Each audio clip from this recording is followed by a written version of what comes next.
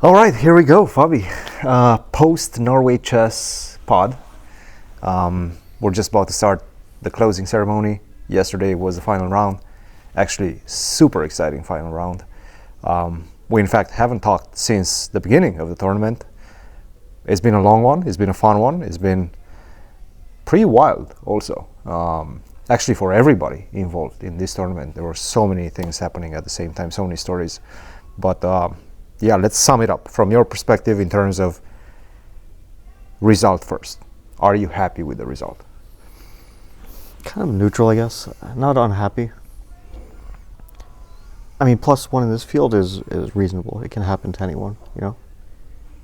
Almost anyone would consider it a good result, you know. So maybe some people would be, maybe Magnus would be a bit disappointed with it. I don't know if anyone else would consider it subpar. I mean, it's a 28, like 30 performance or so, right? Mm-hmm. With +1. Just because it's such a strong field, you know, it's close to 2800 average, I guess, very close to it. On the other hand, of course, I did have very good chances to win the tournament, especially if I had beaten Arjun.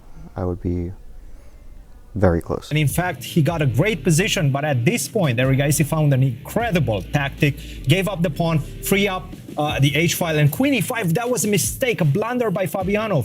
That was basically a big turn point for you, for your tournament. Like, you were doing really well up to that point. Yeah, I thought the quality outside of the first game was, of course, kind of poor. I think it was mostly like first round sort of stuff for me, because so when I suddenly got down to seconds, I was like, oh, yeah, this is actually rough. 10-second increment is rough, and I only play with it once a year in Norway, and I start to remember at some point during the tournament, like once you get, the first time you get to it, you're like, oh, this is why people avoid it, yeah. And you suddenly realize, but it's hard to make that mental connection before, because you really need I mean, of course, you can logically deduce that, yeah, this is going to be very dangerous to get down to 10 seconds, but just how dangerous it is, you only realize when you get there. That's the game against Nakamura from round one. Yeah, against Hikaru. Of course, it was a safe position, so also my feeling of danger was just like zero. He offered a draw at some point. I thought, okay, I'll play a few more moves. I don't know why. It's not like I had any hope to win at that point. It was arguably, I wouldn't say easier for him to play, but yeah, just an equal position. The issue is that if you're like trying to play it for a win, then it starts to maybe be a bit riskier. Then I quickly realized, like more or less 2 moves after I declined the draw, that okay, you know, you're not really playing for this for a win, but at that point I didn't want to offer a draw back.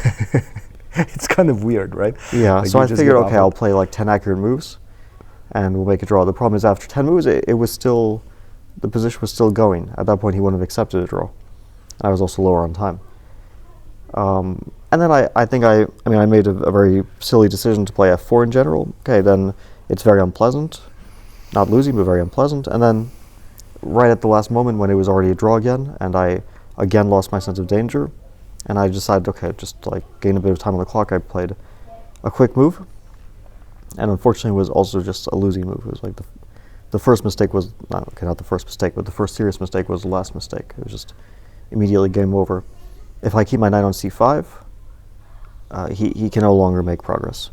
I also very often have sacrificial ideas. I can sacrifice my knight, which would like give me enough counterplay for a draw in case I had to, but I don't even have to do that. It's okay. But after that, I mean, all the games were good. Against Wei Yi was a good game. Against Arjun was a good game. Then 2 draws, but could have won both against Magnus and Gukesh, but still they were good games overall, I think. Against Gukesh and Magnus, it was like down to 1 move, basically.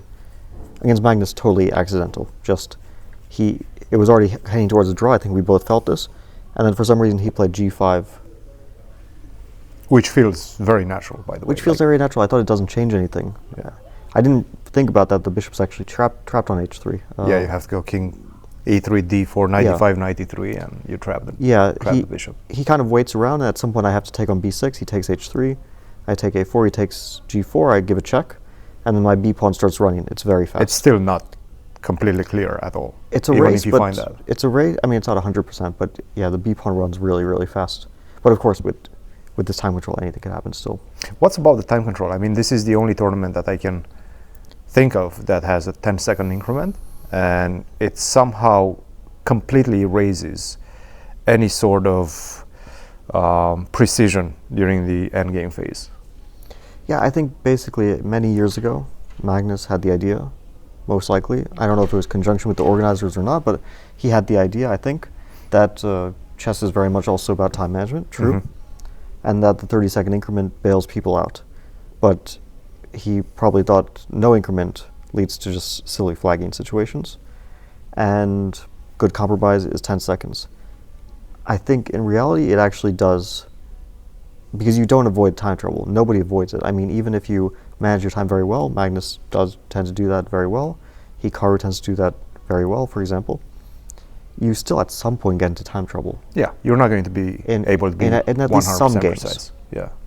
Some games you don't. Like, I had games against Wei Yi, for example, didn't get into any time trouble either game. Some games you don't. Sometimes draws also lead to no time trouble situation. But these kind of messy games that go on forever, they always lead to time trouble. And it does actually make a mess again. Nobody can play with 10-second increment. It's like we're playing Rapid, but the difference I think is kind of that in Rapid you play a bit more carefree in time trouble. And here you also have these like doubts about, because it's a classical game, so it's like very weighty compared to Rapid. Well, the thing is, you also went from thinking, from classical mindset, from thinking and trying to be precise, to a complete nonsensical 10 seconds per move type of situation. So it's a big adjustment. Do you think that it would be easier for you guys to like get used to it if you would have more tournaments like that? I mean, you eventually get used to everything, but I don't think you'd avoid these occasional messy scrambles. Where unfortunately, I think 30 seconds you do avoid major blunders, and 10 seconds you don't. Like my game against Gukesh yesterday was a good example, because I played f4 with the sort of idea that, I can't calculate a win. There were two ways to win, but I couldn't. Which were ridiculous. They were both quite difficult. Maybe it's possible to find it, but I got down to 1 minute. I thought, I'm not going to think anymore. I played f4 knowing that very likely it is a draw in some way, but also thinking he has like 5 seconds and it's an unexpected move. It was kind of a bluff in that sense. It worked out. Might not have worked out, but it did have a high probability of working out, just because, let's say if you were in Gukesh's position, he's like calculating a few kind of logical moves. For example, after rook d5, he's calculating queen a6 check, probably calculating bishop to c3, probably calculating some other move, whatever is coming to mind, Bishop f6 maybe, even though bishop f6 is not that for much example, of a bishop calculation. f6, and then if you just throw an unexpected move, it's unlikely that you've thought about it and you just can't adjust. So, I mean, I saw knight c3 in the end. Okay, it was kind of a trap, cheap trap you could call it, but if he had 30 seconds, he wouldn't fall into it. And that's one of the things. I was talking to Vichy on the way back, and we started thinking about the position, and we started thinking about the moment you played bishop takes c7 after f4 d2 bishop takes c7.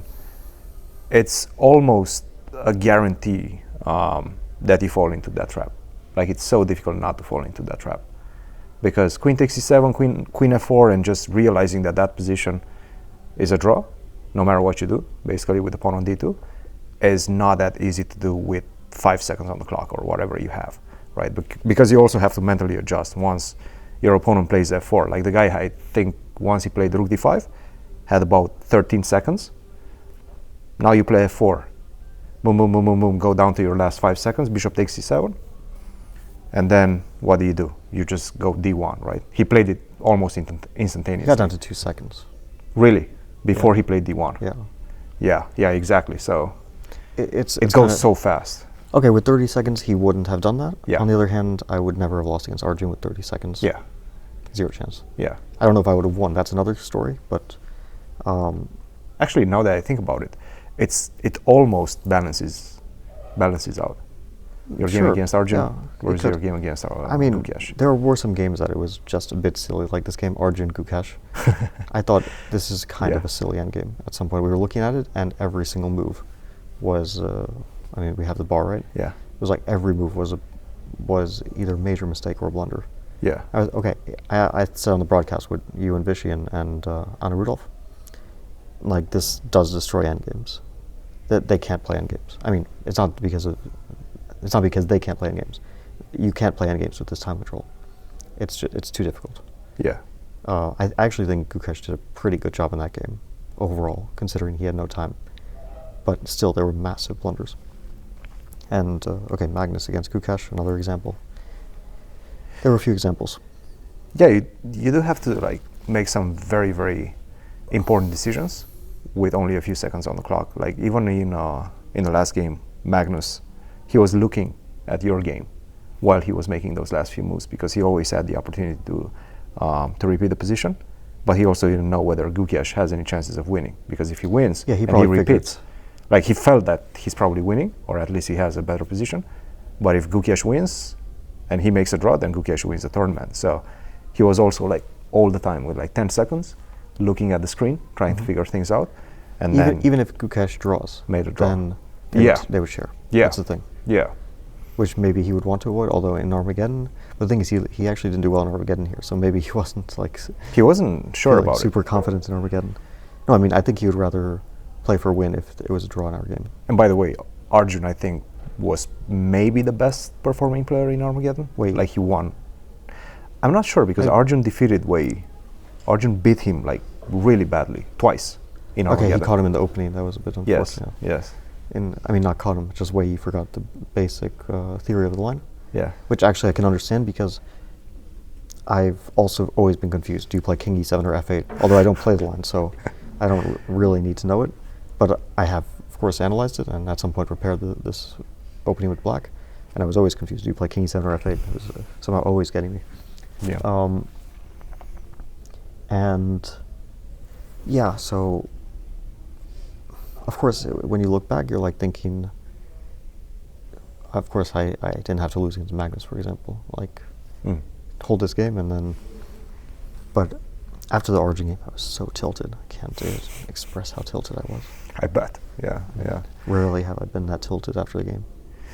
I feel like you're not the only one. Obviously, everybody knows about the Magnus story, and we'll get in that in just a second, Magnus against Gukesh. But even Gukesh, the last round, like I haven't seen him like that ever, maybe, like after a loss. I kind of didn't understand exactly why he was so... It's the emotions that this 10-second increment gives you. It's like you're playing one of those like War Rapid and Blitz situation, when there's so much at stake riding on decisions you make in 3 seconds. And then you see all the emotion in War Rapid and Blitz. Like you remember that guy that realizes that his opponent gives a checkmate, and he just like jumps out of the chair. Yeah. Pavel Teklov, right? Yeah. Like there's always this type of emotions. Ivanchuk started crying, during War Rapid and Blitz in New York. Like there's Chucky is very emotional. I mean, yeah, but you don't see that in classical chess sometimes.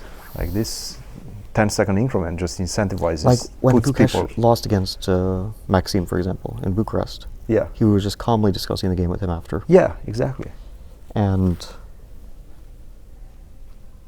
here, like the game, he didn't realize that he had a draw right after the game. Maybe he had a feeling that it was... He felt there was something, yes. Sure, but he was also really losing. Completely losing. Really losing. Actually, it was a miracle that he has rook d6. I mean, it was a great find with like 5 seconds. Yeah. Because after rook d6, I again have to kind of dig a little bit deep. And bishop e3 is not too difficult. I should have played this. Bishop e5 was, of course, silly. I thought that rook d5 wasn't possible. That's the thing. I thought he would go to b6. And then rook d5 came. I'm like, this is actually very difficult suddenly. Because I was thinking rook d5, queen a6 was like, somehow, I don't know what I imagined, that I was winning somehow, but it's just not. Or it is, but I have to find bishop g3, bishop f2, so it's kind of a mess. Now that I think about it, Gukesh, the second half of the event, and I cannot remember exactly the first half of the event, but the second half of the event, all of his positions were worse or losing at some point in time. Usually the first big imbalance was that he was worse, which brings me to the question. I mean, he scored tremendously well. Is he the most resilient player on the planet right now, you think? Because he's extremely resilient whenever he's worse. I definitely wouldn't say that. I mean, he's a good defender, Yes. Most resilient player? No, I wouldn't say that. You wouldn't call him that. Okay, But he scored so well. Like there's scored something about it. 50%. From his positions, I mean, 50% sure. is a miracle. Yeah, that's true. He had a lot of bad positions. I mean, Starting with Magnus, he won that. well, Starting again, with also against Arjun, me, the game he drew, he could have lost that for sure. okay, that was in the first half of the event. I'm not Yeah. even talking about that because I don't remember exactly the games. I just remember the last 5. It was a sequence of just only worse positions. Well, against Wei Yi, it was worse. Worse but he position. He was also winning completely. But not before he was worse. Okay, sure, but I mean, he won that. He won that game. no, he drew. No. No, I don't mean the second game. I mean the first game. with The Black. first game. Again, the first half I don't remember exactly what happened, but Yeah, no, the second game he was worse, but it wasn't it wasn't so easy. I not mean, much worse. Yeah. It was a kind of normal worse. Against Arjun was really weird. Like just worse out of the opening with white Yeah. because your opponent plays first move d6 and just like free advantage with black. It was really.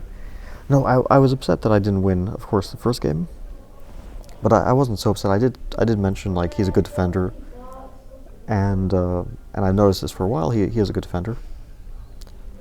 He does tend to get into trouble often, more than others, I would say.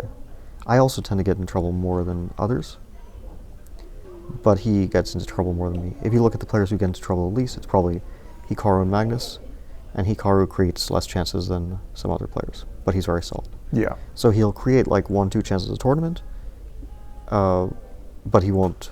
Okay, here I think he created like 4. Okay, well, let me think of the chances he had. So against me in the first round, he beat Gukesh in the penultimate round. He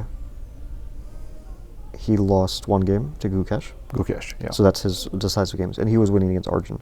I think those were all his opportunities. So 3. Magnus created several opportunities, capitalized in most of them. He won 3 games. Didn't against Gukesh. That would have been his 4th win. Unusually, of course, he lost. I mean, to draw, I guess, can happen. To lose was very unusual. And I was winning 8 out of 10 games. But unfortunately, I did lose 3 games. I do think you had the most decisive results, right? No, Gukesh did. He had 8 decisive results. Gukesh had 8? 4 You had wins 7. and 4 losses. That's ridiculous. I had 7, Yeah. of which 3 were losses, unfortunately. Against Magnus, of course, there were no chances to win with the black pieces. Yeah. And against Hikaru in the first round, there were no chances to win. Every other game, I was objectively winning at some point. So that's 8 games, of which I won 4. Drew 2. I won 4, drew 3, and lost 1, yeah? I think so. You also lost against Hikaru, so... No, the 2 games. Yeah, but that doesn't count. Those were 2 games, yeah? Yeah. Against Magnus and Hikaru. Unfortunately, yeah, to lose a winning game is the... Like, to draw, okay, it happens, you know, you mess up wins, but to lose really feels bad. That's why, if Magnus hadn't won that game against Gukesh, I think wouldn't have been so dramatic, but that he lost, that's why there was the reaction. I think he would have been pissed if he didn't win, but to lose it was huge. Yeah. Yeah, it was a bit unusual coming from Magnus. It was his type of position. I don't remember the last time that he actually had one of those slips from a position that you would think, you know, he plays knight e6, he doesn't go king f6, and then he just like grinds it out with an extra pawn. Easy, very technical win for him. Then he starts wandering around with the king, and then you could see that he's starting to feel some pressure. Like he's starting to feel like it's slipping away. Quite unusual. And then obviously what happened?